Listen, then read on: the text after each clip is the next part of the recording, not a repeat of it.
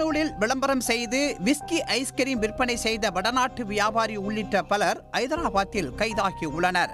தெலங்கானா மாநில தலைநகர் ஐதராபாத்தில் பிரபல ஐஸ்கிரீம் பார்லரில் போதை ஐஸ்கிரீம் விற்பனை செய்யப்படுவதாக அம்மாநில கலால் துறைக்கு புகார்கள் சென்றன. விஸ்கி ஐஸ்கிரீம் என்ற பெயரில் விற்பனை செய்யப்படும் ஐஸ்கிரீம்களை சாப்பிட்டவுடன் போதை தலைக்கேறுவதால் இளைஞர்கள் அவற்றை வாங்குவதில் அதிக ஆர்வம் காட்டுவதாகவும் புகாரில் தெரிவிக்கப்பட்டது.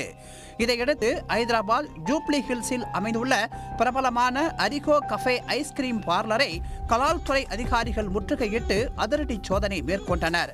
அப்போது அங்கு விஸ்கி கலந்த ஐஸ்கிரீம் விற்பனை செய்வதை கண்டறிந்தனர்.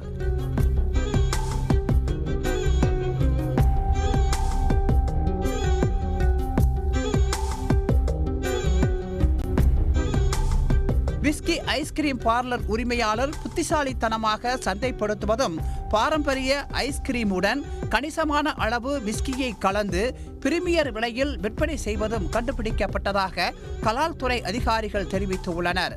தலா 1 கிலோ ஐஸ்கிரீமில் 60 மில்லி விஸ்கியை கலந்து ஒரு ரகமாகவும் 60 கிராம் ஐஸ்கிரீமில் 100 மில்லி விஸ்கியை கலந்து மற்றொரு ரகமாகவும் விஸ்கி ஐஸ்கிரீமை தயாரித்து விற்பனை செய்து உள்ளனர்.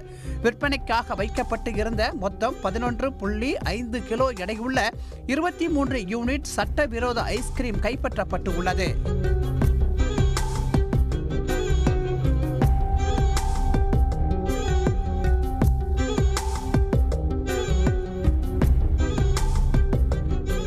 விஸ்கி ஐஸ்கிரீம் விற்பனை பின்னணியில் பார்லர் உரிமையாளரான சரத் சந்திர ரெட்டி இருந்துள்ளார்.